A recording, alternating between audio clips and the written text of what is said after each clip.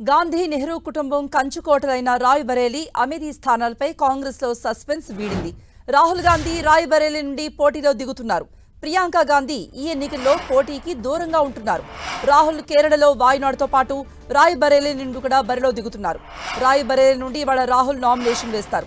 20 ఏళ్లుగా రాయ్బరేలీ నుండి పోటీ చేస్తున్న సోనియా గాంధీ ప్రత్యక్ష ఎన్నికలకు దూరంగా ఉన్నారు. రాజస్థాన్ నుంచి ఆమె రాజ్యసభకు ప్రాతినిధ్యం వహిస్తున్నారు. రాయ్బరేలీ స్థానం నుండి సోనియా వైదొరిగిన దగ్గర నుండి అక్కడ ప్రియాంక గాంధీ పోటీ చేస్తారని ప్రచారం సాగింది. అమేథీ నుండి రాహుల్, రాయ్బరేలీ నుండి ప్రియాంక బరిలో నిలుస్తారని అంతా భావించారు. కానీ అనూహ్యంగా రాహుల్ రాయ్బరేలీని ఎంపిక చేసుకోగా అసలు ప్రియాంక మొత్తం పోటీగా దూరంగా ఉండడం సంచలనంగా మారింది. గడిచిన 2-3 ఏళ్లుగా ప్రియాంక కాంగ్రెస్ రాజకీయాల్లో చురుగ్గా ఉంటున్నారు. అసెంబ్లీ ఎన్నికలు జరిగిన రాష్ట్రాల్లో విస్తృతంగా ప్రచారం కూడా నిర్వహించారు. ఇప్పుడు లోక్సభ ఎన్నికల్లో కూడా దేశమంతా చుట్టేస్తున్నారు. దీంతో రాయ్బరేలీ నుండి తొలిసారిగా ఎన్నికల బరిలో ప్రియాంక నిలుస్తారనే భావించారంతా. కానీ ప్రియాంక మాత్రం ప్రత్యక్ష ఎన్నికలకు దూరంగా ఉంటున్నారు.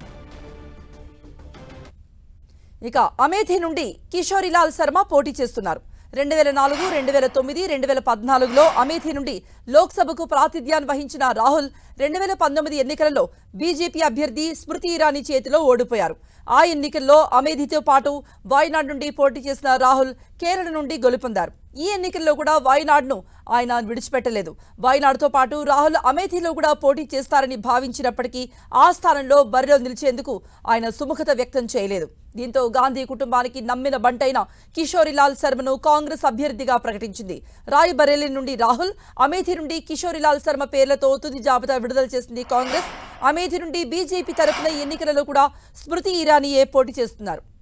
రాయ్బరేలీ, అమేథీ స్థానాలపై కాంగ్రెస్ విస్తృతంగా కసరత్తు చేసింది. ఈ 2 స్థానాలపై అనేక ఊహాగానాలు నడిచాయి. చివరి క్షణం వరకు కూడా విడుదల చేయలేదు ఎవరు అభ్యర్థులనేది. ఈ రోజే రిలీజ్ చేసింది కాంగ్రెస్ పార్టీ. రాహుల్ గాంధీ వాయనాడ్లో మాత్రమే పోటీ చేస్తారని, యూపీకి రారని ప్రచారం సాగింది. రాయ్బరేలీలో ప్రియాంక పోటీలో నిలిచి గెలిచి తల్లి సోనియా, నాయనమ్మ ఇందిరాగాంధీ వారసత్వాన్ని కొనసాగిస్తూ లోక్సభలో అడుగు పెడతారని భావించారంతా. కానీ ప్రియాంక మాత్రం ఈ పోటీకి దూరంగా ఉన్నారు.